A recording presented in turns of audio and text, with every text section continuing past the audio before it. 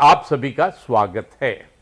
हम जीतेंगे positivity unlimited की व्याख्यान श्रृंखला में आज हम सभी को आध्यात्मिक गुरु श्री श्री रविशंकर जी महाराज का मार्गदर्शन मिलने वाला है।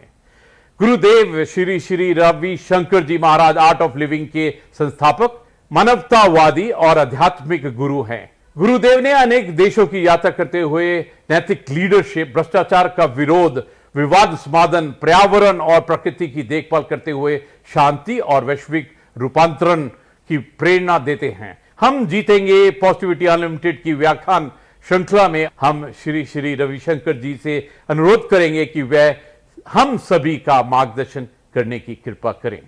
आज हमारा देश इस सदी का सबसे बड़ा संकट से गुजर रही है। ये सहज ही है, इस वक्त हमारा मनोबल में कुछ कमी आ जाए, उदास हो जाए, आजू बाजू देखते हैं अपने मित्रों का और रिश्तेदारों की जो कष्ट है, तकलीफ है, कई लोग अपने रिश्तेदारों को खो बैठे हैं। इस परिस्थिति में ये साधारण बात है कि व्यक्ति टूट जाता है। अब हमको क्या करना चाहिए? ऐसी परिस्थिति है जहां मृत्यु का तांडव देख रहे हैं, जहां बीमारी बढ़ रही है, दुख और दर्द भरा हुआ आवाज चारों ओर से हमको सुनाई दे रही, तो हम क्या करें? इस वक्त हमको 4 चीजों पर ध्यान देना चाहिए। सबसे पहली बात यह है, हर व्यक्ति के भीतर हिम्मत नाम की चीज, धैर्य नाम की चीज कुदरत ने भरा हुआ है, ईश्वर ने हमको दिया है। यही समय है उस धैर्य को जगाना। जैसे अस्पताल में डॉक्टर पेशेंट को ट्रीट करते हैं और डॉक्टर तो ठीक होते तभी तो वो कर पाते हैं, ऐसे आप समझो एक एक व्यक्ति आज वैद्य बन गए हो। समझना, मानसिक रूप से, सामाजिक तौर से हम सबको हमारे ऊपर एक जिम्मेदारी है। वो जिम्मेदारी निभाने के लिए हमें सबसे पहले क्या करना, हमारे भीतर की जो धैर्य है, शौर्य है, जोश है, जोश को जगाइए।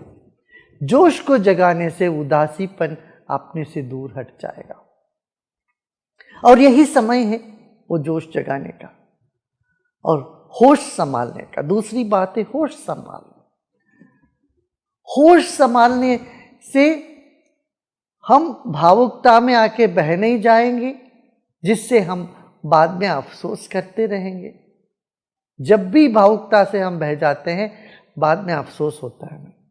इसलिए दूसरी बात यह है कि हम अपना होश संभालें।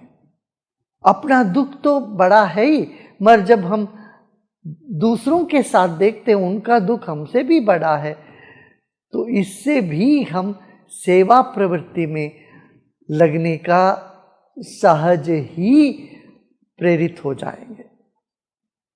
तो सबसे पहली बात क्या है, अपने भीतर का जोश जगाएं, धैर्य को बनाए रखें।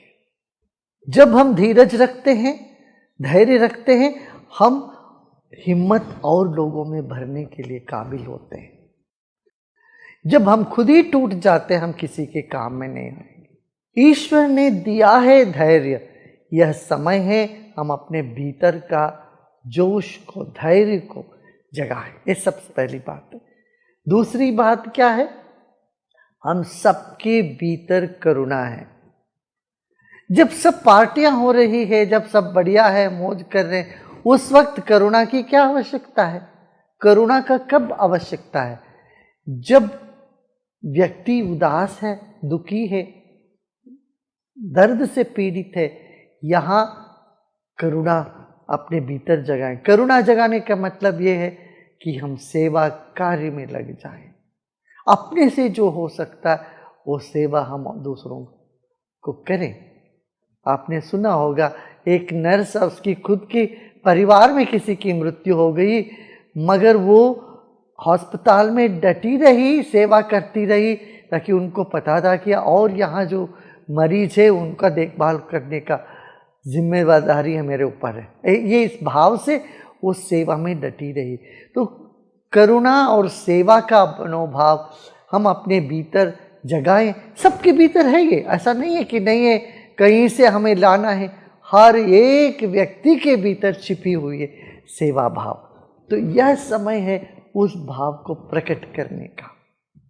सेवा में लग जाएं तब भी हमारा मनोबल बढ़ जाता है। ये दूसरी बात। तीसरी बात यह है, जैसे हमने कहा, जोश को तो जगाया मगर होश संभालना है। जो नियम है, कानून है, उसका पालन करते रहना है, औरों को भी उसे प्रेरित करते रहना है, होश संभालना है। ये भी बड़ा आवश्यक कदम है हम सबको उठाने के लिए। क्यों? जब हम दुखी होते हैं, हमारा मन में अस्थिरता आती है, हम अस्वस्थ लगते हैं मानसिक तौर पर, तब होश को बैठते हैं। उस वक्त हम जो भी करते हैं उस पर हमें अफसोस होने लगता है। तो होश संभाला, ये कैसे संभाल? कुछ प्राणायाम किया करें, ध्यान किया करें, मंत्रों का उच्चारण किया करें।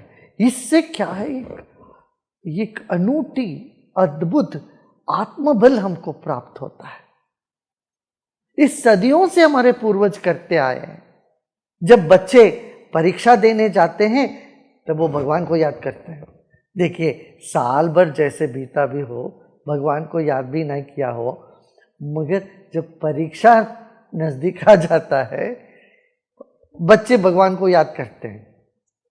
तो ऐसे ही ये मनुष्य जीवन का सबसे बड़ा परीक्षा है। कम से कम इस वक्त हम सबको ईश्वर भक्ति को हमारे भीतर जगाना है। ये जान के हमको आगे बढ़ना है कि ईश्वर है और वो हमको बल देंगे और दे रहे हैं। निर्बल के बलराम, हम ये बार बार कहते हैं। इस धारणा की परीक्षा है अभी। हम निर्बल है। ये वायरस जिसको हमने देखा भी नहीं, देख भी नहीं सकते हैं, उसके साथ लड़ना पड़ रहा है। हम अपना कमजोरी को, अपनी अशक्तता को इस वक्त इतना साफ साफ महसूस कर रहे हैं। कम से कम इस वक्त हमें ये भूलना नहीं चाहिए, निर्बल के बलराम। ये बात हम सब अनुभव कर रहे हैं, असहायता अनुभव कर रहे हैं। इस वक्त हमको याद करना पड़ेगा वही बात, निर्बल के बलराम। ईश्वर विश्वास हमको मानसिक तनाव से दूर रखता है। ठीक है ना? इन बातों पर यदि हम ध्यान देते हैं, दुख से हम बाहर आ सकते हैं। योग का उद्देश्य यही है, हेयम दुक्खम अनागतम। जो दुख अभी आ रही है, आया नहीं, उसको रोकना है, ये योग का है। और जो दुख आ गया उससे बाहर निकलने के लिए भी योग है। योग, प्राणायाम, ध्यान, इसको तो हमें जीवन में अपनाना चाहिए। और साथ ही साथ अपना भोजन पर ध्यान दें, सही सही भोजन करें, आयुर्वेदिक चीज़ों को अपना जीवन में उपयोग करें। हल्दी लीजिए, अमृत लीजिए, गुडुचि, अमृत, यष्टि मधु।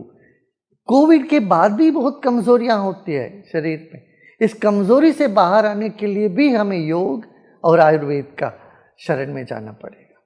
जीवन में जितने भी कष्ट आए, उन सब कष्ट से बाहर निकालने के लिए ईश्वर विश्वास हमको बल देगा, आत्मबल को बढ़ाएगा। अंत में एक बात, दिन भर नकारात्मक बातें सुनो मत, देखो मत। आप टेलीविजन के जरिए, माध्यम के जरिए, लोगों के जरिए बात क्या होती है, एक ही बात होती है, क्या बीमारी बीमारी बीमारी। नहीं, इससे हट के कुछ सकारात्मक बात करें, पॉजिटिव बातें करें। बातों से बढ़ जाती है समस्या, जो भी है, और बातें करते रहने से उसी के बारे में बढ़ता ही, बट वो कम नहीं होने वाला है। इसलिए नकारात्मक मानसिकता और नकारात्मक बातों से हमें बचना चाहिए। जितना कम हो सके उतना कम करना चाहिए इन बातों। और जो वातावरण जो बोझिल लगता है उसको हल्का करने की हर व्यक्ति कोशिश करे। ये निश्चित है हम अवश्य इस संकट से बाहर आएंगे और विजेता बन के आएंगे। जब भी कोई ताकत हमको दबाने की चेष्टा करी, हम और बलवान होके उसे निखरते आए हैं।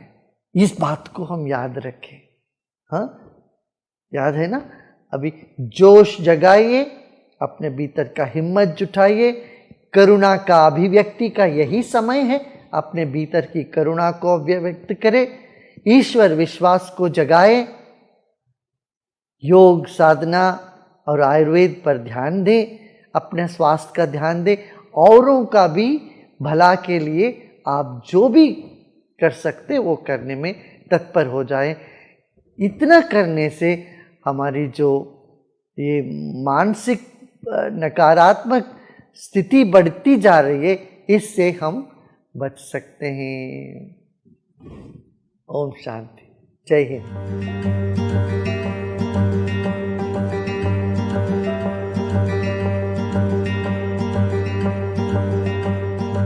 हम जीतेंगे पॉजिटिविटी अनलिमिटेड की व्याख्यान श्रृंखला के क्रम में आज हम सभी को भारतीय परोपकारी उद्योगपति विप्रो लिमिटेड के चेयरमैन श्री अजीम हाशिम प्रेम जी का मार्गदर्शन मिलने वाला है। भारतीय आईटी उद्योग जगत के प्रसिद्ध व्यक्तित्व अजीम हाशिम प्रेम जी के विप्रो लिमिटेड के अध्यक्ष हैं। आपकी छवि एक परोपकारी भारतीय उद्योगपति की है। 2001 में प्रेम जी द्वारा स्थापित गैर लाभकारी संगठन वर्तमान में कर्नाटक, राजस्थान, छत्तीसगढ़, पुडुचेरी, आंध्र प्रदेश, बिहार और मध्य प्रदेश में विभिन्न राज्य सरकारों के साथ साझेदारी में काम कर रहा है। स्कूल शिक्षा की गुणवत्ता और इक्विटी के सुधार करने के योगदान देने के लिए उनके संगठन ने बड़े पैमाने पर ग्रामीण इलाकों में अद्भुत कार्य किया है। अजीम प्रेम जी वित्तीय वर्ष 2020 में सबसे दानवीर भारतीय बने। दिग्गज सूचना तकनीक कंपनी विप्रो के संस्थापक प्रेम जी ने पिछले वर्ष परोपकारियों की सूची में पहला स्थान हासिल किया था। 2010 में उन्हें एशिया वीक द्वारा भारत के 20 सबसे शक्तिशाली पुरुषों में एक चुना गया था। उन्हें 2 बार टाइम्स मैगजीन द्वारा 100 सबसे अधिक प्रभावशाली लोगों में सूचीबद्ध किया जा चुका है। श्री अजीम हाशिम प्रेम जी से अनुरोध है कि पॉजिटिविटी अनलिमिटेड की इस टॉक सीरीज में हम सभी को संबोधित करें। Let me start not with a good morning or good evening, but by sharing the grief of too many of our people who have lost their friends and family in this unprecedented crisis. I wish that all of us have the courage and strength to deal with this strategy that is still unfolding. In this hour of crisis, I just want to say 3 things.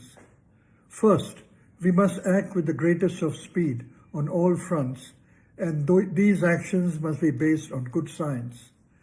Actions that are not based on science in reality have a detrimental effect on the cause.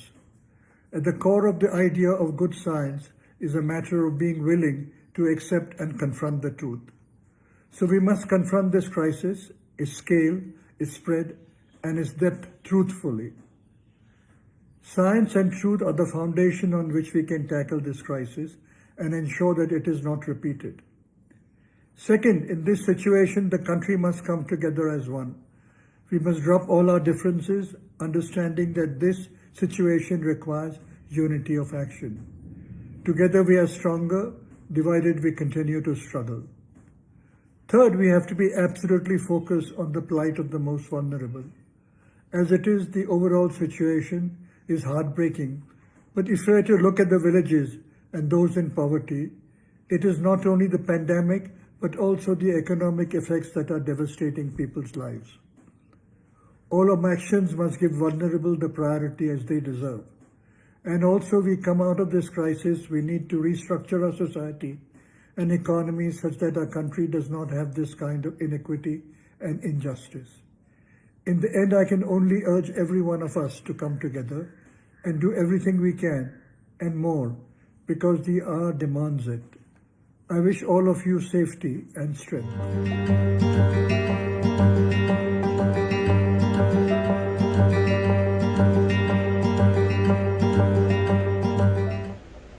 हम जीतेंगे positivity unlimited व्याख्यामाला की तीसरी वक्ता हैं पद्मश्री निवेदिता रघुनाथ भिड़े जी। Doctor Nivedita Raghunath भिड़े जी सुप्रसिद्ध सामाजिक कार्यकर्ता हैं। आप विवेकानंद केंद्र कन्याकुमारी की उपाध्यक्ष हैं। वर्ष 2017 में भारत सरकार ने आपको पद्मश्री से सम्मानित किया। डॉक्टर निवेदिता जी ने स्वामी विवेकानंद जी की रेलेवेंसी पर भारत सहित विश्व के अनेक देशों में व्याख्यान दिए हैं। डॉक्टर निवेदिता जी से आग्रह है कि अपने विचारों से हम सभी को लाभान्वित करें। कोविड रिस्पांस टीम और कोविड के जो रुग्णों की अनेक प्रकार से सेवा करने वाले, वैद्यकीय सेवा है, सफाई कर्मचारियों की सेवा है, खाना खिलाने वालों की सेवा है, ऐसे सारे कोविड सेवा करने वाले और आप सभी को मेरा अभिवादन और विनम्र प्रणाम। हम जीतेंगे, निश्चित जीतेंगे, क्योंकि यह जो भारत राष्ट्र है यह साधारण राष्ट्र नहीं है, यह अत्यंत प्राचीन राष्ट्र है और काफ़ी लोक संख्या के साथ रहा हुआ यह राष्ट्र है। तो निश्चित रूप से इसने अनेक संकटों का सामना किया है और उन संकटों को पार करते हुए यह राष्ट्र हमेशा उभरा ही है, उन्नत ही हुआ है। तो इस संकट के ऊपर भी हम निश्चित रूप से विजय पाएंगे ही। और ये सिर्फ भारत राष्ट्र नहीं है, हम जानते हैं कि कितने सारे राष्ट्र, यदि हम जनसंख्या के प्रतिशत में देखते हैं तो शायद भारत से ही ज़्यादा समस्या से वो जूझ रहे हैं या जूझे हैं। तो भारत राष्ट्र भी जब यह दूसरी लहर आ गई तब शुरू में हम थोड़े लड़खड़ाए निश्चित, क्योंकि वो इतने वेग से आई, लेकिन अब हम निश्चित रूप से संस्था स्तर पे है, सरकारी स्तर पे है, समाज के स्तर पे है, हम संगठित हो रहे हैं और हम इस कठिनाई का सामना करेंगे। ऐसा कहते हैं कि कठिनाइयाँ जो आती है वो कठिनाइयाँ नहीं होती है, वह अवसर कठिनाइयों का रूप लेकर आता है। हर कठिनाई में अवसर छुपा हुआ होता है, हर कठिनाई में हमारे उन्नति का अवसर छुपा हुआ होता है। तो इस कठिनाई में भी यदि हमें इसका सामना करना है, विजय प्राप्त करने तक सामना करना है, तो इसमें छुपे हुए 5 अवसरों को हम निश्चित रूप से देख सकते हैं। एक है, हमें अपनी प्राण शक्ति को वाइब्रेंट करना है, प्राण शक्ति बढ़ाना है। हम सब जानते हैं कि कोविड में हमारे लंग्स ही ज़्यादा बाधित होते हैं। तो यह जो प्राणायाम है, प्राणायाम के बहुत विविध प्रकार वगैरह हम अभी ऑनलाइन भी सीख सकते हैं, वो जरूर कर सकते हैं, लेकिन एक सरल सा जो है कि हम शांत बैठते हुए, यदि हम बीमार है तो इवन लेटे हुए भी हम एकदम रिदमिक, स्लो, डीप ऐसा ब्रीदिंग आउट पहले करना है। जितना हम सांस छोड़ सकते हैं उतना हमारी अंदर सांस लेने की क्षमता बढ़ती है। ये बहुत बड़ा तत्व इसमें छिपा है। जितना हम देते हैं उतना हम ले सकते हैं। तो जितना धीरे धीरे हम जितना अच्छी तरह से सांस छोड़ पाएंगे उतना हमारी सांस लेने की शक्ति यानी प्राणवायु अंदर जाने की यानी हमारी प्राण शक्ति बढ़ने की उसमें संभावना होती है। एक बार मुझे बहुत बरस पहले की बात है, मुझे उस समय अपने देश में योग इतना फैला हुआ नहीं था, तो एक व्यक्ति मुझे बता रहे थे कि आपको पता नहीं, छोटी छोटी योग की प्राणायाम की बातें सीखने के लिए मुझे हिमालय में बहुत जगह घूमना पड़ा। योगियों से जो अंदर अंदर गुफा में छिपे हैं उनसे पूछना पड़ा। आज हमारा भाग्य ये है कि ये सारा उपलब्ध है, सिर्फ हमने निश्चित रूप से बैठते हुए यह करने की ही आवश्यकता है। तो यह पहला कि हम अपनी प्राण शक्ति बढ़ाए। उसमें और एक है जो कल ही मैं देख रही थी, वो कितना उस पर रिसर्च हुआ है ये मैं नहीं जानती, लेकिन अलग प्रकार से रिसर्च निश्चित हुआ है। और वो ऐसा कहते हैं कि यदि हम ओंकार का उच्चारण बार बार यानी कुछ समझिए 5 मिनट के लिए 10 मिनट के लिए सवेरे और शाम को करते हैं तो उससे हमारी इस कोविड से मुकाबला करने की शक्ति बढ़ती है। हम सब जानते हैं कि ये पूरा विश्व ही एक स्पंदन है, यानी आज अभी मैं बोल रही हूँ वो स्पंदन के रूप में अलग अलग एनर्जी में सेव होते हुए आखिर आप सबके पास पहुंच रहा है। तो हर कुछ स्पंदन है, यानी शब्द स्पंदन है, हम देख रहे हैं वो स्पंदन है। ये कुर्सी है, इसमें छोटे छोटे अणु परमाणु है, उसमें भी बहुत वेग से स्पंदन चल रहा है। तो ओंकार का जो स्पंदन है वो शरीर में सकारात्मक बदलाव लाता है।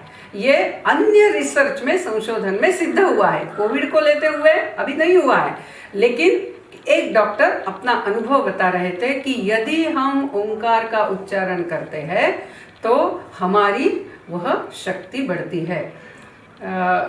अभी ओंकार का उच्चारण हम दोनों संध्या के समय, यानी जैसे प्रातः संध्या है और सायं संध्या है, दोनों समय यदि करते हैं तो उस समय स्पंदनों को रिसीव करने की और उसके अनुसार शरीर में परिणाम लाने की, शरीर और मन की तैयारी ज़्यादा होती है। तो इसीलिए अपनी प्राण शक्ति बढ़ाने के लिए एक अवसर हमें मिला है। और ये प्राण शक्ति हमें सिर्फ अभी कोविड से लड़ने के लिए ही नहीं, पूरे जीवन में ही आवश्यक होती है। तो वो हम आत्मसात करेंगे और निश्चित रूप से, नियमित रूप से प्राणायाम और ओंकार के पठन में हम लगेंगे। दूसरा जो है, जो अवसर छिपा है वो है मन की अनंत शक्तियों को समझना। यानी मन यदि हार जाता है तो हम हार जाते हैं। मन यदि सोचता है कि नहीं मैं ऐसे करूंगा तो वैसा हो सकता है, क्योंकि हमारा जो अवचेतन मन है, सचेतन मन नहीं अवचेतन है, उसकी शक्ति प्रगाढ़ है। स्वामी विवेकानंद का पावर्स ऑफ द माइंड पुस्तक है।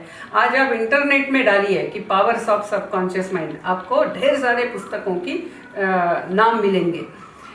मैंने बहुत बरस पहले एक कहानी पढ़ी थी। वो कहानी बहुत प्रसिद्ध कहानी है। उस कहानी में एक युवती बीमार थी और वो बीमार हो गई। पतझड़ का ऋतु था और उसके खिड़की के बाहर जो बेला थी उसके यानी क्रीपर जो थी उसके एक एक पत्ते गिर रहे थे और उसके मन ने ये ठान लिया कि जब पूरे पत्ते गिरेंगे मैं मर जाऊंगी। और जैसे ही पत्तों की संख्या कम होती गई, इसकी रोग से लड़ा देने की इच्छा ही समाप्त हो गई। वो बोल रही थी बस अब तो 2 ही पत्ते बचे हैं, ये गिर जाएंगे तब तो मेरा आयुष्य समाप्त हो गया। तो दूसरा एक जो कलाकार, ये सारे कलाकार ही थे, कलाकारों की कॉलोनी थी वो, तो दूसरे एक कलाकार ने ये समझ लिया कि ये मन से हारी है। तो उन्होंने क्या किया, उन्होंने रात में बैठते हुए बाहर उस खिड़की के कांच पर ही उस बेल के 2 पत्तों का उन्होंने चित्र निकाला। बाद में वो बेल के तो 2 पत्ते गिर गए, लेकिन ये बीमार थी और दूर से ऐसे खिड़की से देखती थी तो उसको लगा ये बेल के 2 पत्ते ऐसे ही है।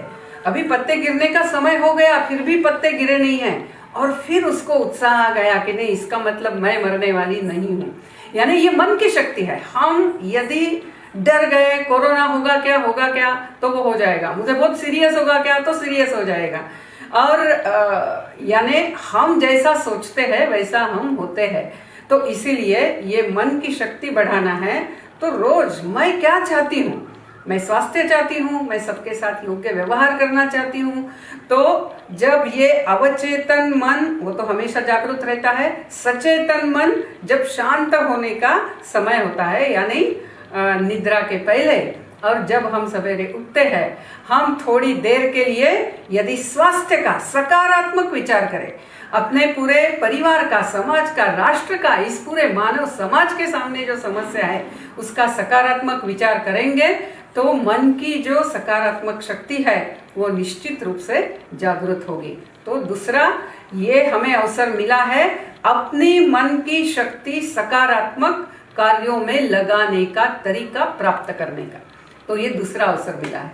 फिर तीसरा जो है कि आज कभी होता नहीं था, हमेशा हर कोई अपने इसमें है, बच्चे अपने पढ़ाई में है, स्कूल में जाते हैं, माँ पिताजी अपने काम में हैं, लेकिन आज हम एक जगह बैठना पड़ रहा है, परिवार एक साथ है। तो रोज टीवी पे क्या चल रहा है और डर के मारे शायद अपने परिवार में भी किसी को कोरोना हो रहा है, ये सारा लेते हुए सतत नकारात्मक भय के वातावरण में रहने के बजाय आज हमें जो एक साथ रहना है, हम कैसे रहेंगे? तो यह जो कालखंड है जब हमें एक साथ अंदर ही रहना पड़ा है, वो हमारे बच्चों के, हमारे परिवार के स्मृति में एक अविस्मरणीय ऐसा काल हो। ऐसा प्रयास हम करेंगे। और बहुत ज़्यादा ये टीवी वगैरह कितना कोरोना हो रहा है, कितनी संख्या बढ़ रही है, ठीक है, एक बार देख लिया हो गया। बाकी हमारा समय ऐसे सकारात्मक इसमें लगाना चाहिए। और हम कितने प्रकार से लगा सकते हैं, यानी हम ही जानते हैं कि यदि परिवार तय करता है तो बहुत सारा कुछ हो सकता है। आप ऐसा भी कर सकते हैं कि आप एक नई भाषा सीखने का तय कर सकते हैं, तो सब लोग सीखेंगे। आजकल मोबाइल पे तो सारे ऐप उपलब्ध है। हम भाषा सीखेंगे, फिर हम एक दूसरों के साथ एक दिन उसी भाषा में बोलेंगे। ये शुरू कीजिए, हमारा सारा दिमाग अच्छे इसमें लगेगा। हम नई भाषा सीखेंगे। मैंने ऐसा पढ़ा था कि इजराइल में जब सारे जू वापस गए इजराइल स्वतंत्र होने के बाद, तब हिब्रू भाषा कोई बोलता नहीं था, लेकिन एक थे व्यक्ति, वो घर में डिक्शनरी लेकर आए और बच्चे और पत्नी के सामने रखी और बोले आज से हम हिब्रू में ही बोलेंगे। हमें यदि शब्द नहीं आता है तो डिक्शनरी में देखेंगे और बात करेंगे। कोई दूसरी भाषा में बोलेगा मैं सुनूंगा नहीं। और ऐसा हर एक ने किया तो पूरा यानी इजराइल में हिब्रू भाषा बहुत अच्छी तरह से सुधर गई। यानी हम भी कर सकते हैं। हम उत्तर भारत के हैं तो हम दक्षिण भारत की कोई भाषा सीखें, हम दक्षिण भारत के हैं तो हम पूर्व भारत या उत्तर भारत की कोई भाषा सीखें, या हम संस्कृत सीखें, घर में सारे संस्कृत में बोलना सीखें। और ये सारा उपलब्ध है, यानी पूरे परिवार, बहुत आनंद आएगा। सब एक दूसरों के साथ दूसरी भाषा में बात कर रहे। या हम सूर्य नमस्कार करें पूरा परिवार साथ में, और रोज उसको ऐड करें कि एक एक परिवार का कितना हो रहा है, और अपना जो डिस्टेंट परिवार है उनके साथ कंपेयर करें। हम ये भी कर सकते हैं। हम जैसी बच्चों की एज है उसके अनुसार हम बच्चों के साथ उनको कोई नया कला ले सकते हैं। हमें कुछ आती है तो हम उनको सिखाएंगे। पहेलियां बुझा सकते हैं, कहानियां बता सकते हैं, खेल खेल सकते हैं, ऐसा अनेक कुछ कर सकते हैं। खाना एक साथ मिलके बना सकते हैं, यानी तय करना है आज का खाना सब लोग मिलके बनाएंगे, और फिर उसमें सब लोग एक दूसरों को मदद करेंगे, फिर उसमें और आनंद आएगा। तो आज ऐसा एक साथ रहने के लिए मिला है, तो अरे हम बाहर नहीं जा सकते करके हम रोने वाले होंगे नहीं, क्योंकि कारण का रोना रोने से कभी न कोई जीता है। जो विष धारण कर सकता है वह अमृत को पीता है। तो हमें ये कठिन काल को पचाना आना चाहिए, तभी उसमें जो अमृत छिपा है वो हमें प्राप्त होगा। फिर चौथा जो है अवसर छिपा हुआ वो सेवा का है। यानी आज हम संगठनों के साथ जुड़ते हुए, जो संगठन सेवा कर रहे, मैं क्या सेवा दे सकती हूँ, इसका हम प्रयत्न करें। हम यदि ऐसा कुछ संभव नहीं है मेरे लिए तो ठीक है, मेरे ही कॉलोनी में किसी को कोरोना हुआ है, वो पत्नी हॉस्पिटल में गई है, घर में छोटे बच्चे और उनके सिर्फ दादाजी है, क्योंकि पति भी हॉस्पिटल में गए हैं, ऐसी स्थिति भी हो सकती है। तो हम उन तीनों को खाना बना के रोज देंगे। हम इतना कर सकते हैं। कहाँ कहाँ है, सब जगह सेवा का अवसर उपलब्ध है। मैं क्या करते हुए मैं कैसे करके सेवा दूं, ये हम सोच सकते हैं। और समझिए कि हम ये कुछ भी नहीं कर सकते, तो समझिए मैं पेशेंट ही हूँ और बेड पे लेटी हूँ, मैं कुछ नहीं कर सकती हूँ, ऐसा भी नहीं है। हम सब कुछ कर सकते हैं, हम सारे कुछ ना कुछ कर सकते हैं। हम कम से कम रोज एकदम संकल्प लेते हुए याद कीजिए कि कितने लोग वेंटिलेटर पे है, ऑक्सीजन लेवल कम हो रही इसलिए ऑक्सीजन पे है, या बीमार है, उन सबके लिए हम प्रार्थना तो निश्चित रूप से कर सकते हैं। जो जो हमारे जिस भी भगवान को हम मानते हैं उस भगवान की हम प्रार्थना कर सकते हैं, राम रक्षा स्तोत्र बोल सकते हैं, विष्णु सहस्त्र नाम बोल सकते हैं, संकल्प करते हुए, यानी सब अच्छे हो। और प्रार्थना में भी शक्ति है, क्योंकि सब कुछ स्पंदन है, वाइब्रेशन है, तो उसकी जो वाइब्रेशंस होगी और हमें भी एक आनंद मिलेगा कि हाँ, ये सकारात्मक शक्ति के स्पंदन बढ़ने में मेरा योगदान भी था। तो सेवा, यानी सेवा, जैसे स्वामी विवेकानंद कहते हैं कि एक भी छोटा निस्वार्थी कार्य आप करते हैं तो आपका उन्नति का मार्ग ही प्रशस्त होता जाता है। तो आज वो भी अवसर इसमें है। फिर पांचवा यदि हम देखें तो मृत्यु का डर कहीं ना कहीं ऐसा हो गया, क्योंकि हम ज्यादा भौतिकवादी हो रहे थे, ज्यादा से ज्यादा चीजें बटोरने में लग रहे थे, उसके पीछे दौड़ रहे थे, और कहीं ना कहीं हम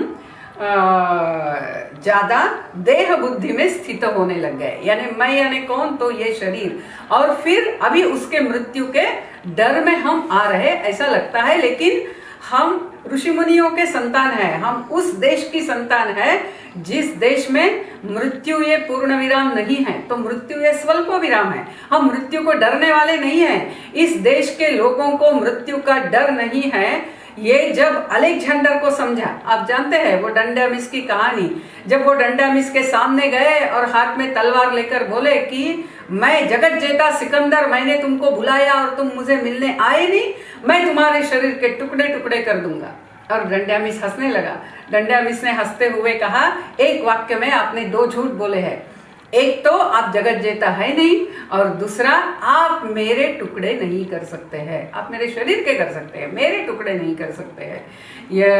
और फिर जब अलेक्जेंडर ने ये समझा कि इस भूमि में मृत्यु का डर नहीं है, फिर ये तो वीर भूमि है, ये तो ऐसा ही कठिनाई के सामने झुकने वाली भूमि नहीं है, ये जब उसको समझा, अलेक्जेंडर सिंधु नदी से ही वापस चला गया। हम सब जानते हैं इस भूमि में हमें मृत्यु का डर नहीं है।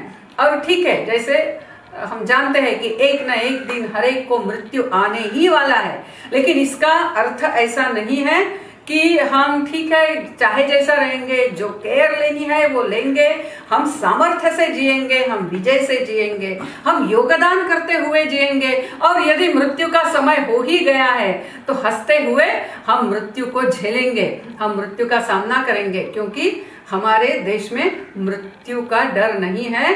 जीवन अखंड है, मृत्यु तो सिर्फ जैसे कपड़े बदलते हैं वैसे शरीर को बदलना है।